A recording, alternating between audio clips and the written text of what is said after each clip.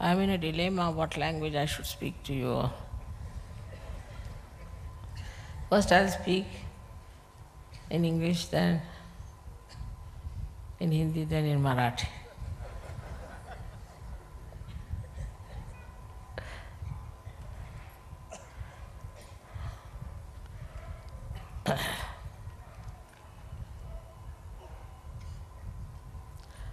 We all have come here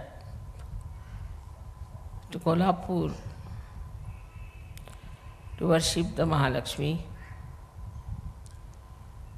बंद करो ना, फिरता कराने का, घूमने वाला कर दीजिए.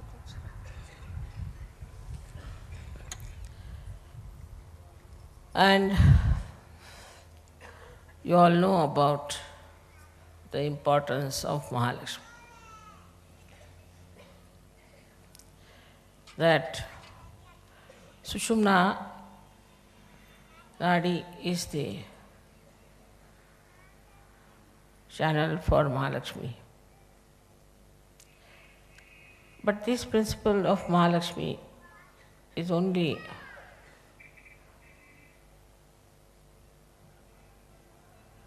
possible to manifest in us when our principle of Lakshmi is satisfied. When we see poverty in India, we really get very upset about it and think, when will it be all right when all these people will also get the blessings of the divine.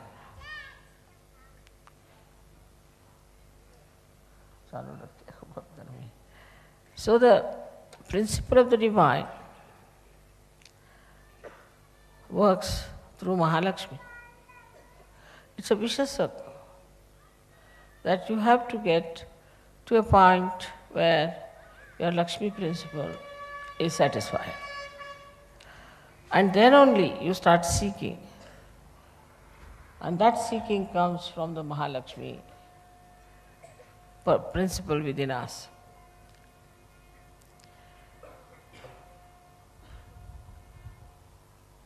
So, SahajaYoga grows in the middle path, in the middle section of the society. Very rich will seldom come to SahajaYoga. And if they come only, they'll just take few advantages of it and they won't understand the depth of it. In the same way, the poor cannot come.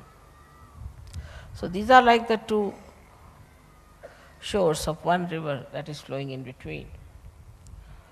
And if we start expanding, then we will definitely shower the blessings of the divine on all both the shores. And I'm sure lots of people who look today to be poor and who appear to be rich will definitely become SahajaYogis. It's such a vicious circle that unless and until you become a SahajaYogi, your financial situations cannot be improved very much. But you cannot become a SahajaYogi unless and until you have got your principle of Lakshmi satisfied. How do we get our Lakshmi principle satisfied? That we should see.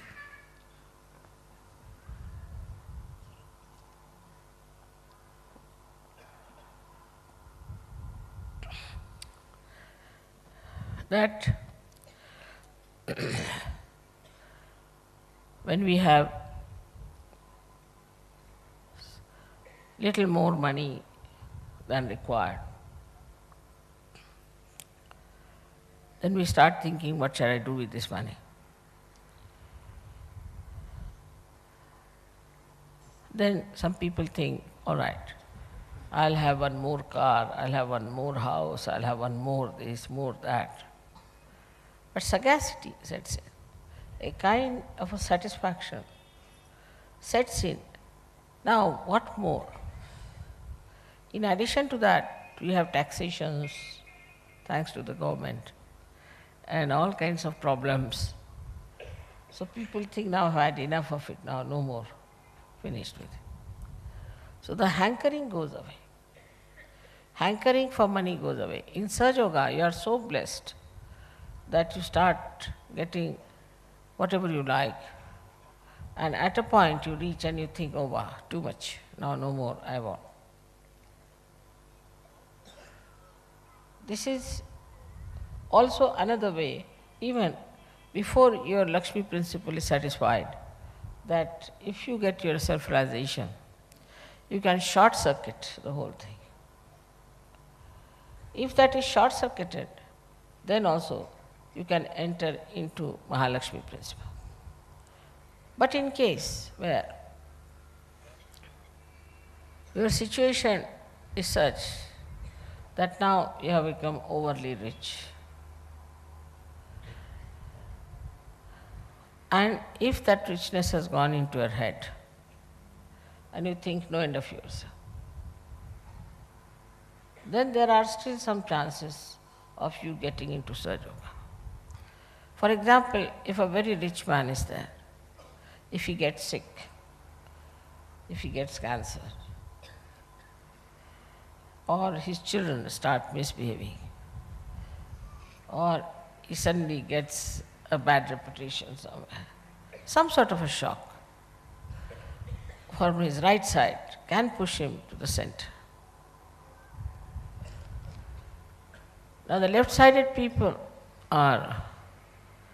who are suffering too much because they are poor, because they are lethargic, because they don't know how to get to their jobs.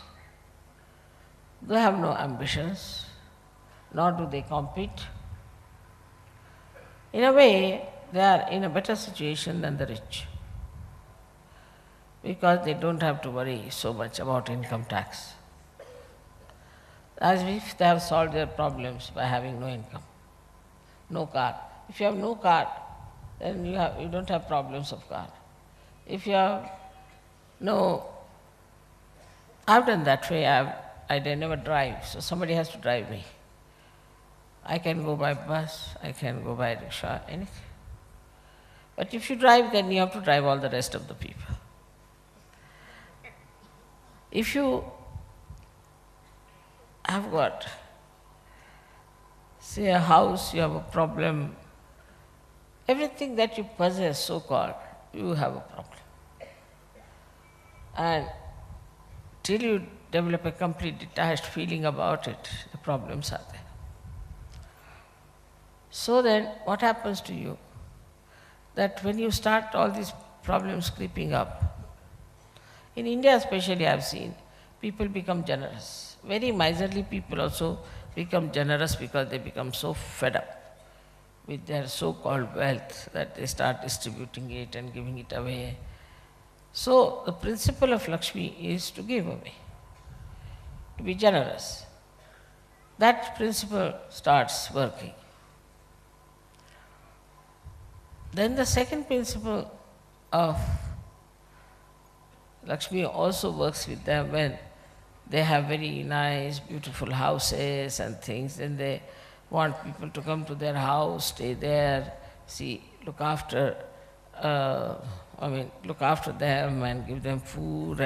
And, they enjoy all this, giving parties or maybe money, anything. So this generosity starts. But that generosity also is not very satisfying. They think that still this generosity is getting into my head. I am still feeling as if I have done some great job, by being generous.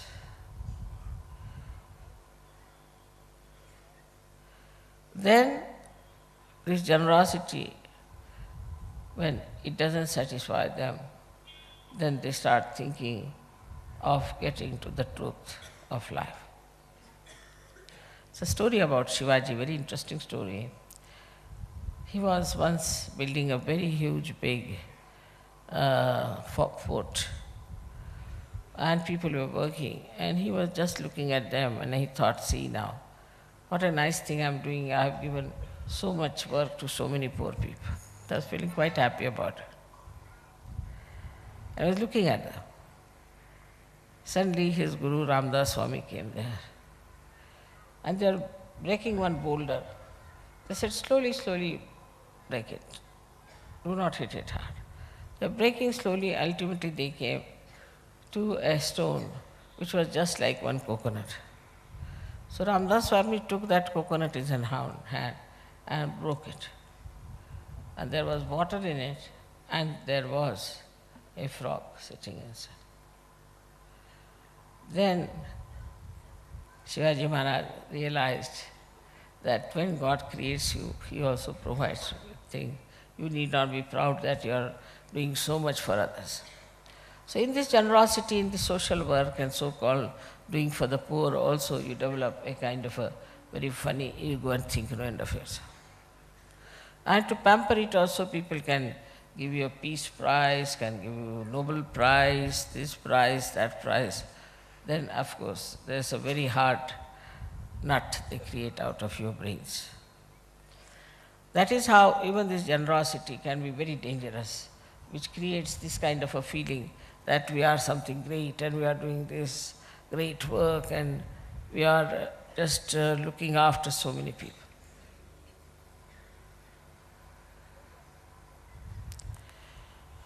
So then we come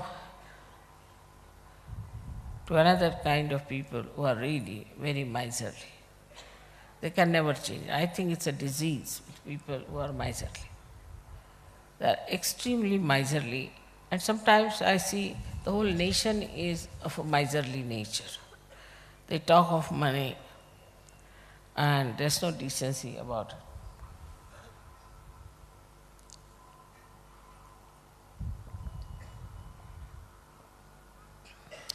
Many countries who are supposed to be very rich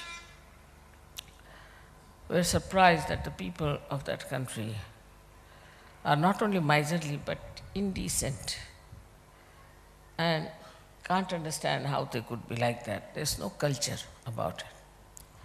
Like somebody came with us and we went to a hotel for a dinner. And after the dinner, lots of things were left over. So they got up and said, pack it for us. We Indians, we started looking here and there, what is this? Oh, we paid for it. It doesn't matter, I can't just say do that in this country. So there's no shame, there's no decency, there's no decorum about it. This is the greatest curse of being rich. People become absolutely shameless, indecent, arrogant, and above all, absolutely irreligious. So one has to fear those things which are so illusory and look like something being very, very great to achieve. How they can make a human being so horrible, so indecent.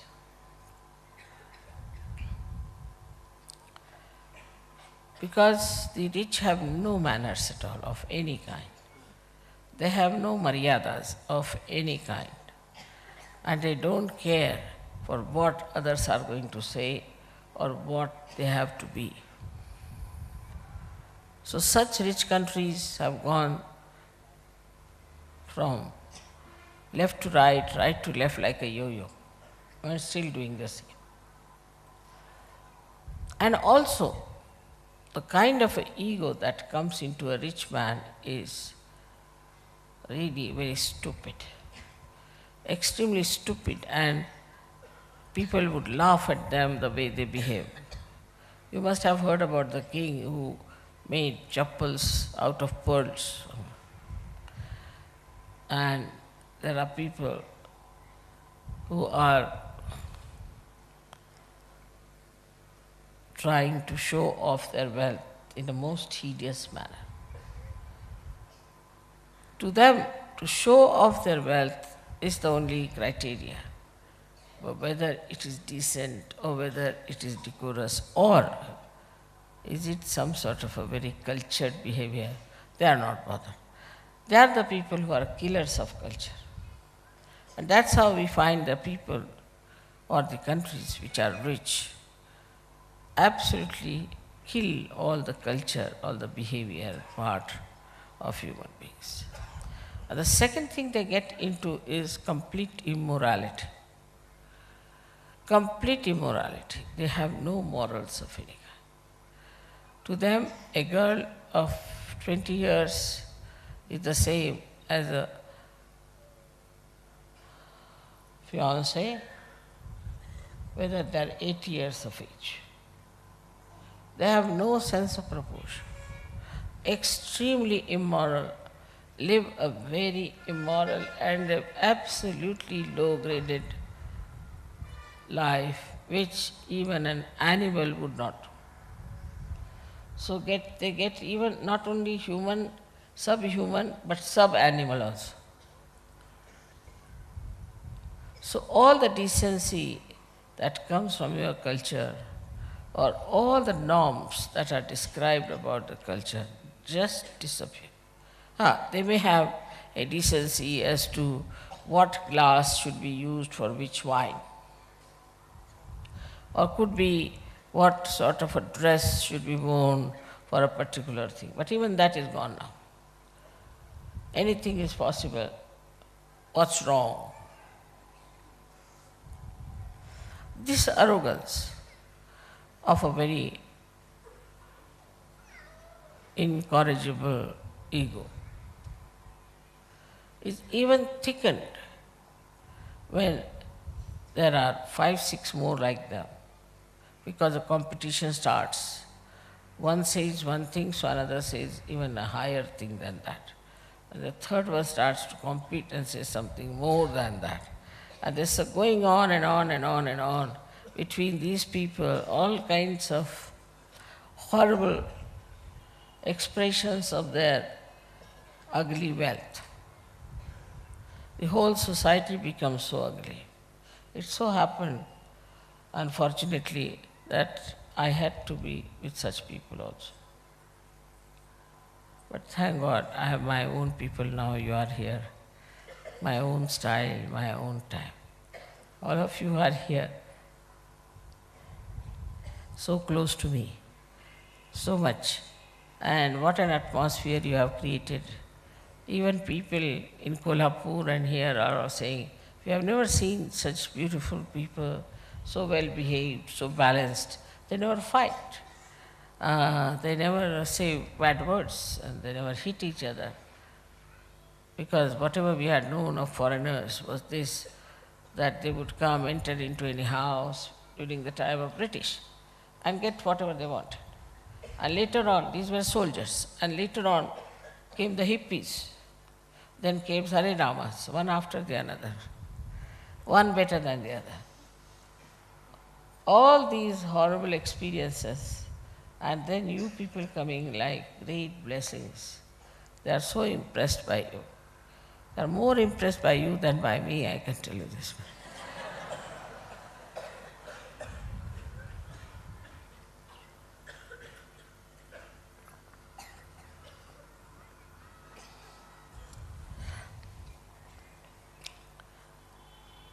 I knew that this would happen when they will see lots of SahajaYogis together, the way they live, the way they enjoy each other, the way they have a nice time, and the way they are detached about things.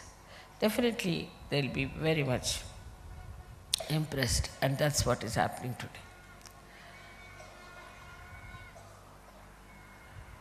आप लोग इतने दूर से दिल्ली से यहाँ पर पहुँचे हैं, और सब प्यार है जो खींच के ले आया आपको यहाँ पर, और मैं समझा नहीं सकती हूँ कि मुझे कितना आनंद आ रहा है कि आप लोग सब यहाँ हैं। दिल्ली में तो मुलाकात होती रहती है,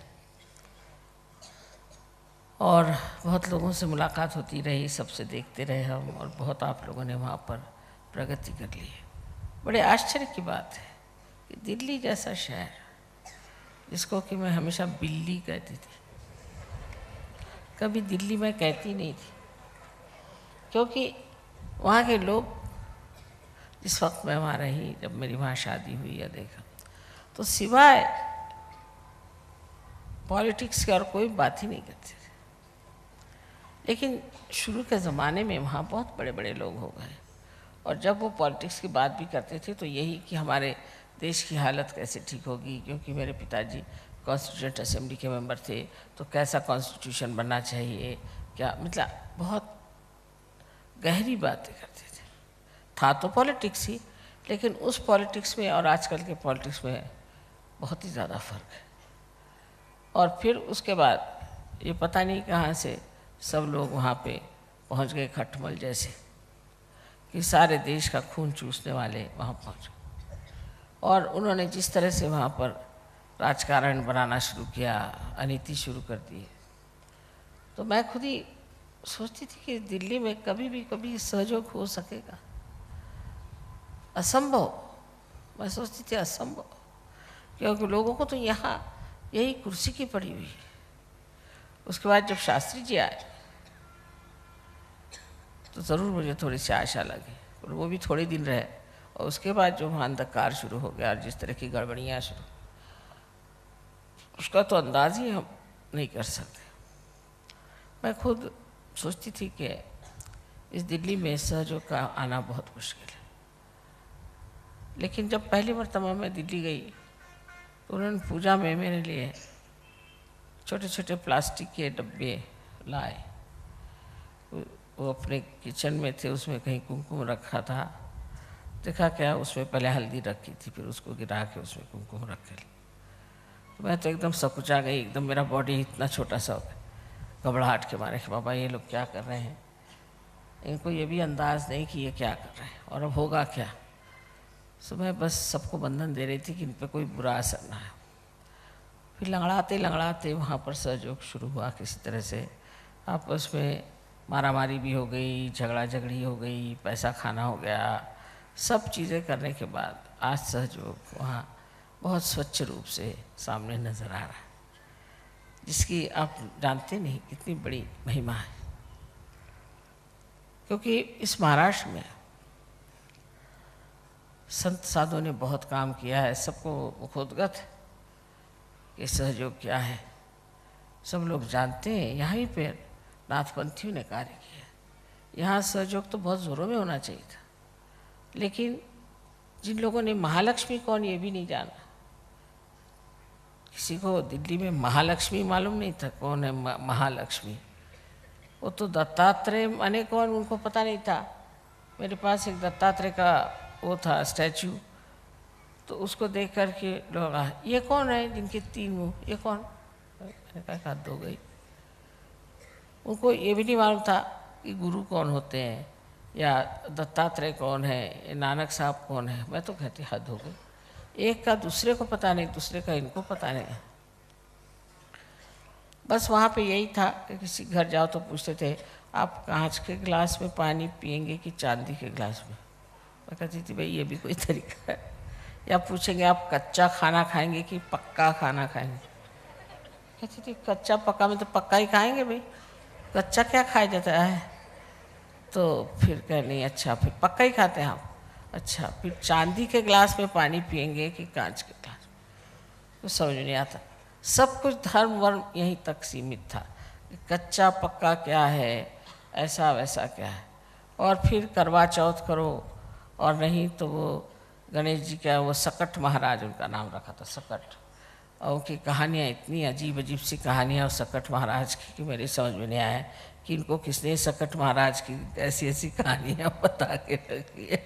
और ये सकट महाराज की कहानी सुनने आइएगा ज़रूर, हमारे यहाँ सकट महाराज की कथा है। अब वहाँ जाइए तो साहब बड़ी अजीब सी हालत, को समझ नहीं आया कि क्या कहाँ गए, कैसे सुने, क्या बात है। ऐसी हालत में आप उनसे सहयोग की बात कहाँ कर सकते। उनको तो महालक्ष्मी क्या है ये नहीं मालूम, उनको महासरस्वती नहीं मालूम, उनको महाकाली नहीं मालूम। हाँ वो कोई काली तो है, पर महाकाली कौन है, कुछ किसी को कोई चीज़ का पता नहीं। ना मुसलमान धर्म मालूम, ना हिंदू धर्म मालूम, ना ईसाई धर्म मालूम, कोई चीज़ मालूम आती नहीं। सिर्फ पॉलिटिक्स के, और वहाँ कोई कुछ नहीं जानता। कौन मिनिस्टर आज बैठा है, किसके सर पे टोपी है, किसकी टोपी उतार ली, कौन आया राम गया राम, बस इसमें सब एक्सपर्ट्स, औरतें तक। और औरतों में ये बात, और तुम कहाँ रहती हो, मैं यहाँ रहती हूँ। अरे तुम्हारे हस्बैंड क्या क्लर्क है? नहीं भाई क्लर्क तो नहीं। क्या है? मैंने कहा सरकारी नौकर। हाँ होंगे, क्लर्क ही होंगे। यहाँ कैसे रहती हो तुम? कभी आए हैं हम मुंबई से, तो रह रहे। उनको सब याद कि आपका प्रमोशन कब हुआ, आप कौन, उसका क्या वो है लिस्ट होती, वो लिस्ट, वो सब औरतों को याद। मैंने कहा ये सब धंधे औरतों को करने की ज़रूरत क्या? फिर दूसरा बिजनेस क्लास, उनका और ही धंधा। उस वक्त में कोरिया में वॉर शुरू हुआ था, तो कहा अच्छा ये कोरिया कहाँ है, लड़ाई वड़ाई हो रही, वहाँ दाल चावल भेज सकते हैं कुछ? मैं कहाँ भेज सकते हैं दाल चावल? तो फिर ठीक है बिजनेस हो जाएगा वहाँ। मैंने कहा कि कोई आपको पता भी नहीं कि कोरिया कहाँ है, दाल चावल भेजने के लिए तैयार। यानी मेरी समझ में नहीं आता था कि ये इन लोगों के कभी खोपड़ी में आएगी कि नहीं बात कि इससे भी आगे कोई चीज़ है। फिर उससे आगे और आप चले तो वहाँ के सरकारी नौकर हम, बस उनसे तो वो तो ज़मीन पे रहते नहीं, वो तो अधांतरी घूमते रहते थे। और मैं चुपचाप ही बैठी रहती थी। मैं कहती थी इन लोगों से क्या बात करें, मुझको कुछ वो बातें आती नहीं थी। और आदमी लोगों की बातें अपनी चलती थी, औरतों की अलग, कि भाई तुमने वो ब्यूटी पार्लर में गए थे क्या आप, फलाना ठिकाना ये वो। तो मैं कहती थी मैं तो इतनी अनभिज्ञ हूँ, इन मेरे अज्ञान को मैं इनके सामने क्या रखूँ, मैं क्या बात करूँ। तो बहुत लोग तो सोचते थे कि मैं गूंगी हूँ, और बहुत से लोग सोचते थे मुझे हिंदी भाषा नहीं आती, और बहुत से लोग सोचते थे मुझे अंग्रेजी तो बिल्कुल नहीं आती। मैंने कहा बहुत अच्छे, अपने आराम से बैठे रहो। बस देखती रहती थी कि तमाशे क्या चल रहा है। और इस कदर काना फूसी और इस कदर आपस में रस्सी खींच, ये गया आगे तो उसको गिराओ कैसे, वो गया आगे तो उसको गिराएगा। ऐसे दिल्ली शहर में बहुत साल बीत गए, वहाँ रहे हम, लेकिन किसी से दोस्ती नहीं कर पाए। मतलब ये कि किसी से सहयोग की बात नहीं कर पाए, किसी से कह भी नहीं पाए कि ऐसी कोई चीज़ संसार में है, ऐसे परम चैतन्य कोई चीज़ है। अच्छा वहाँ अगर कोई हो भी, उसको बड़ा पांडित्य आता है। एक बड़े भारी साहब हैं, उनका नाम बहुत बड़ा, अब तो है नहीं वो, कि लोग मानते हैं उनके बड़े भारी फिलोसफर। तो उनसे मिलने गए, वहाँ लाल बहादुर जी भी थे उनके साथ। तो उन्होंने जो सुनाना शुरू कर दिया तो लाल बहादुर जी भी बिल्कुल, वो भी शर्मिंदा हो गए। कहले भाई चलो चलो घर चलो चलो। कहले ऐसा बदतमीज़ आदमी है कि चंडू खाने की सुनाता है और फिलोसोफर है। मैंने कहा देखिए ये हालत है कि ये इन लोगों का लेवल है, ये इन लोगों का तरीके हैं, कहाँ रह रहे, कौन सी दुनिया में रह रहे हैं, कैसे क्या सहयोग की बात यहाँ पर हो। लेकिन मैंने कहा चलो शुरू कर दें।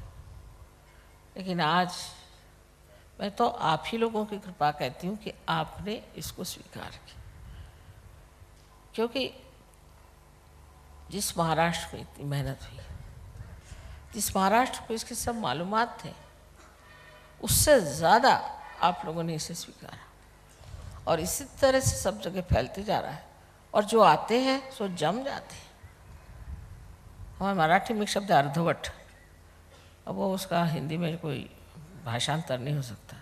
ऐसे लोग वहाँ नहीं, कमाल के लोग हैं। मैं तो आश्चर्य में हूँ कि इतनी भक्ति, इतना प्यार, इतनी गहनता इस दिल्ली शहर में मेरे ख्याल से पांडवों के ज़माने से चली आ रही थी, वो फिर से फलित हुई है। कोई विश्वास ही नहीं कर सकता। जिन्होंने वो दिल्ली देखी है वो इस दिल्ली को विश्वास में आ ही नहीं सकता कि इस तरह की बात हो सकती। तो आप लोगों ने इस महालक्ष्मी को बगैर जाने ही महालक्ष्मी के पथ को अपना लिया, और इसमें पूरी तरह से आप उतर आए। इस महालक्ष्मी के बारे में आप कुछ भी नहीं जानते थे कि ये कौन सा तत्व है या इसे क्या कहते हैं। वो लोग तो सुषुम्ना नाड़ी के बारे में भी नहीं जानते थे। एक हिंदी की बड़ी भारी प्रोफेसर, उनको क्या डी लिट मिला हुआ, वो कह रही थी ये सुषुम्ना वगैरह कुछ होता है क्या? मैंने कहा क्यों?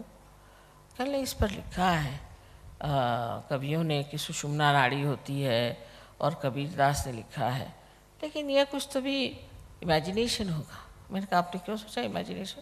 कहले ये सब कहाँ से नाड़ी वाड़ी की बात बेकार में कविता में लाने की क्या ज़रूरत है? कविता में तो ये सब लाना नहीं चाहिए और इसमें कुछ सत्य ही नहीं। मैंने कहा भाई देखो, जो चीज़ आप जानते हैं उसके बारे में आप इस तरह की बात नहीं करनी चाहिए। आप जानने का प्रयत्न, जानने से भी क्या फ़ायदा है, सब बेकार चीज़ें हैं, इस पर रखा क्या? मुझे बहुत इस पर परेशानी, किस तरह से इनको समझाया जाए कि भाई यही चीज़ हमारे हित के लिए है, यही महान चीज़ है और इसे आपको प्राप्त करना होगा।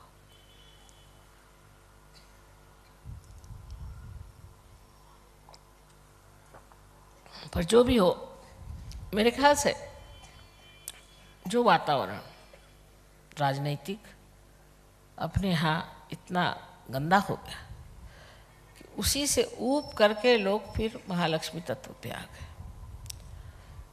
सबसे बड़ी बात है कि इस राजनीतिक तत्व से भी आदमी को ऊबना पड़ता है, वो फिर महालक्ष्मी तत्व पे आ गए और इसीलिए उनके अंदर ये जागृति हो गई।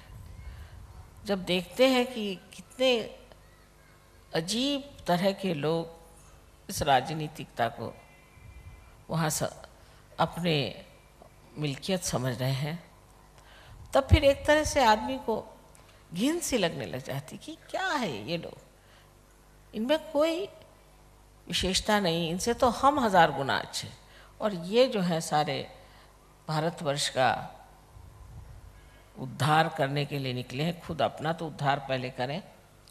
और उसी के वजह से वहाँ पर महालक्ष्मी का तत्व इतना जागृत हो गया।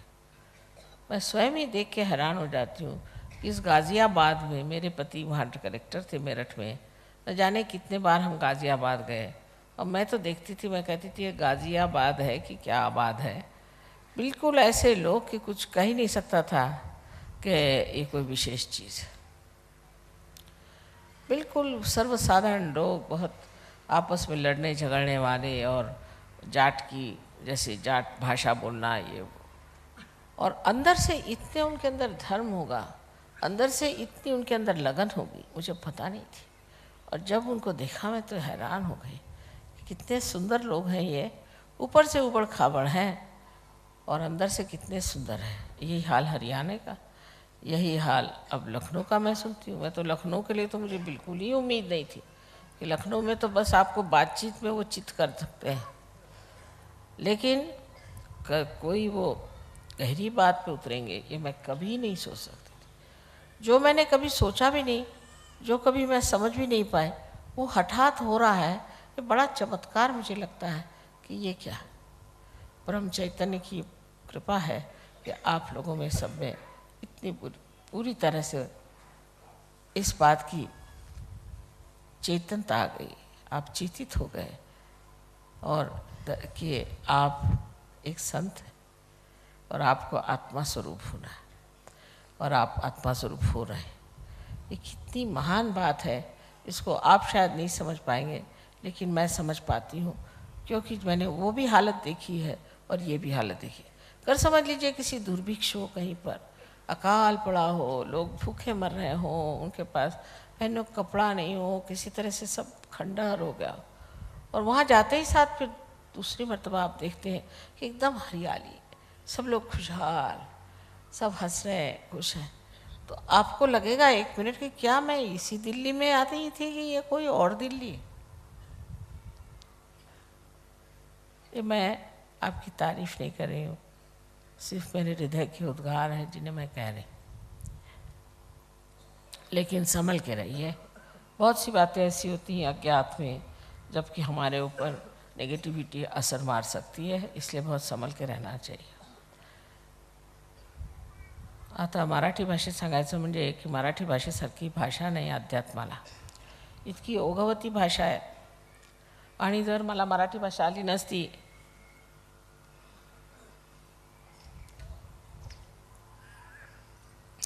तर मी सहजयोगाचं वर्णनच करू शकले नसते. इतकी आपल्यावर कृपा या भाषेची आहे. तसेच आपल्या देशात केवढे मोठे संत, महासंत झाले. इतके संत कोणत्याही भागात, हिंदुस्थानात झाले नाहीत किंवा जगातही कुठे झाले नाही इतके संत झाले. तर असा प्रश्न येतो की हे संत आले, यांनी एवढं कार्य केलं, पण त्यांना छळून छळून आपण मारलं, त्यांची काही कदर केली नाही. महाराष्ट्रात अष्टविनायक आहेत, स्वयंभू अष्टविनायक आहेत. त्याशिवाय इथे महाकाली, महालक्ष्मी, महासरस्वती तिन्ही देवी आहेत.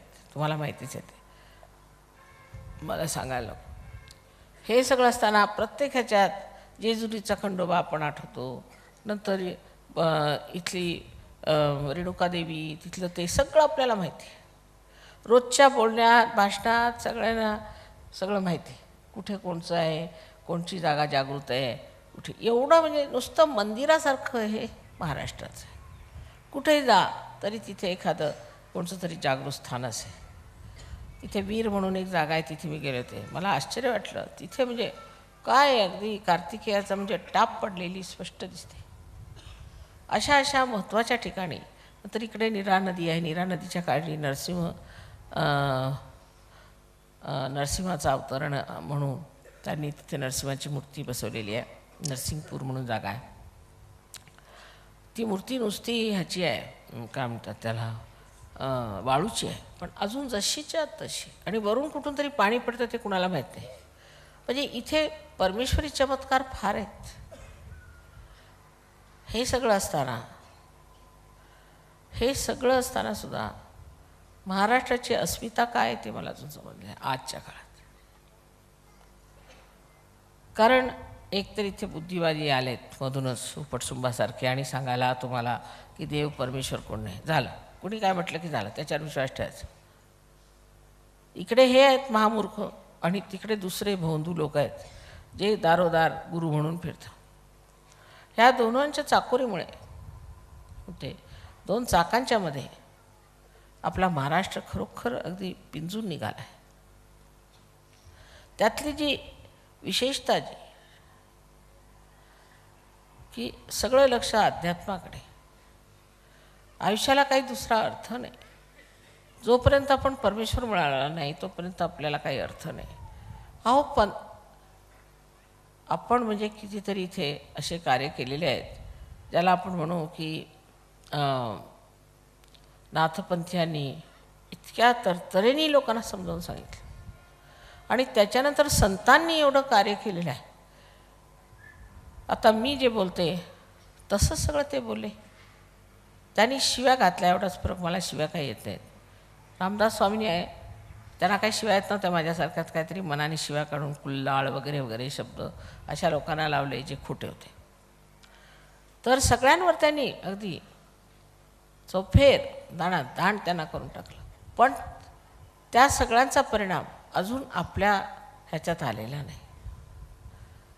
मला हे आश्चर्य वाटतं की ज्या महाराष्ट्रात आम्ही खूप राबून घेतलं आहे स्वतःला, त्या ठिकाणी अजून भाऊबंदकी आहे, अजून आपापसात भांडणं आहेत. तेव्हा हे सहजयोगात सगळं संपलं पाहिजे. आणि जर हे संपलं नाही तर ह्या महाराष्ट्राची जी मी एवढी महती साऱ्या जगात सांगत फिरते ना, कारण इथे चैतन्य किती आहे. इथे आल्याबरोबर एकदम वेगळं वाटायला लागतं. हे सगळं असून लोकांच्यावर त्याचा परिणाम नाही. घरोघर आता दारू पोचलेली, घरोघर. कोणत्या खेडेगावात जा सगळे दारू पिऊन लोक धुंद. काहीतरी ह्या बाबतीत करायला पाहिजे. असं कसं झालं ह्या 20 वर्षात? इतकं कसं बिघडून गेलं सगळं मला समजत नाही. आणि असं बिघडू नये म्हणून काय करायला पाहिजे तेही विचारात आणलं पाहिजे. फक्त सहयोग वाढवायला पाहिजे. तर सगळ्यामध्ये जास्त महाराष्ट्रीयन लोकांनीच कर्तव्यदक्ष व्हायला पाहिजे, कार्यदक्ष व्हायचे पाहिजे, कार्यक्षम झालं पाहिजे आणि करून दाखवलं पाहिजे. शेजारच्या खेडेपाड्यात जावं. आजकालची आपली तरुण मंडळी आहेत त्यांना भेटावं, त्यांच्याशी बोलणी करावी, त्यांना समजावून सांगावं की अध्यात्म आहे. अहो साक्षात महालक्ष्मी या कोल्हापुरात बसली असून इथे लोक काय काय धंदे करतात ते जर तुम्ही पाहिलं तर तुम्हाला आश्चर्य वाटेल. त्यांना भीती नाही त्या महालक्ष्मीची.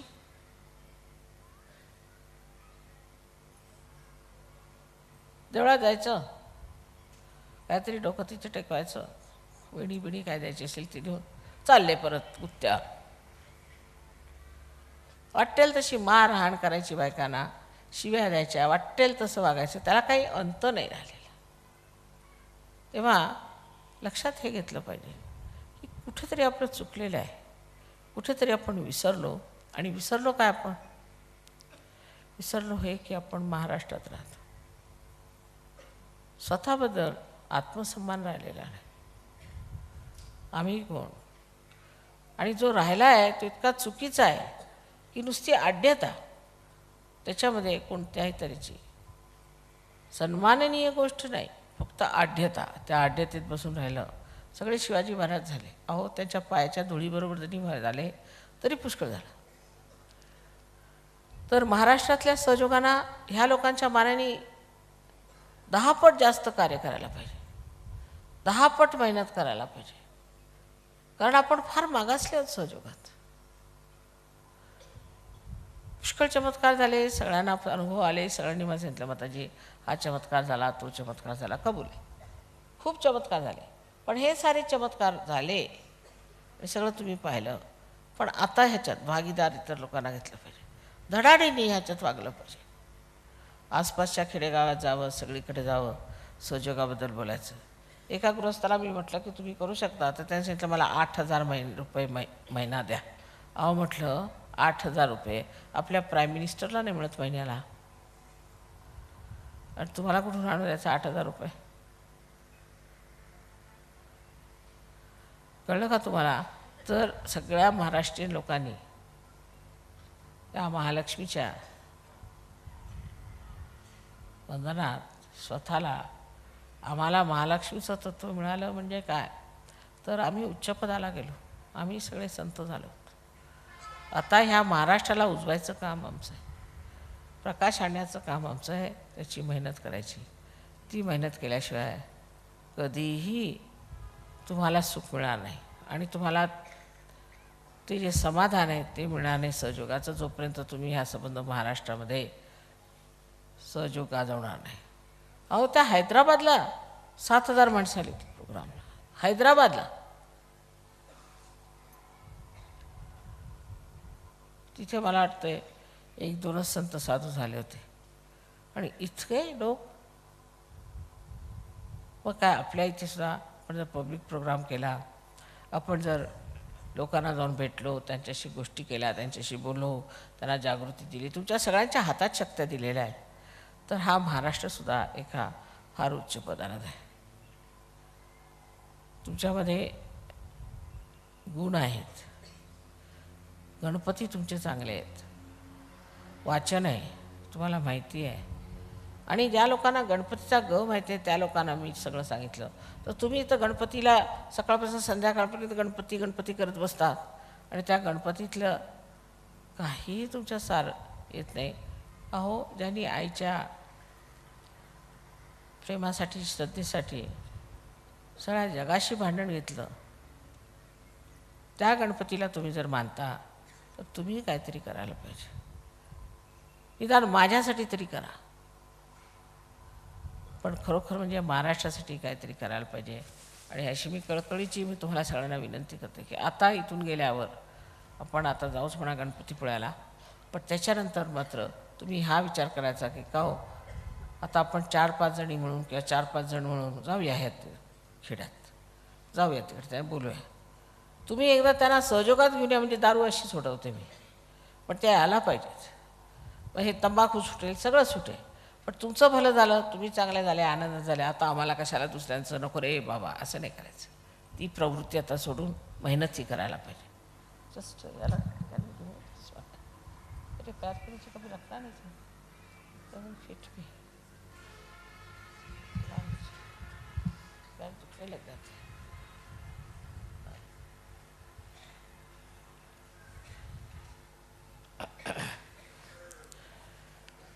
तर असे ह्या महाराष्ट्रात ही मंडळी आली. मी पुष्कळ मेहनत केली, तुम्हाला माहिती, इतके वर्ष मी ह्या महाराष्ट्रात मेहनत केलेली आहे आणि खूप खूप मेहनत केली आहे, थोडी नाही, खूप मेहनत केलेली आहे.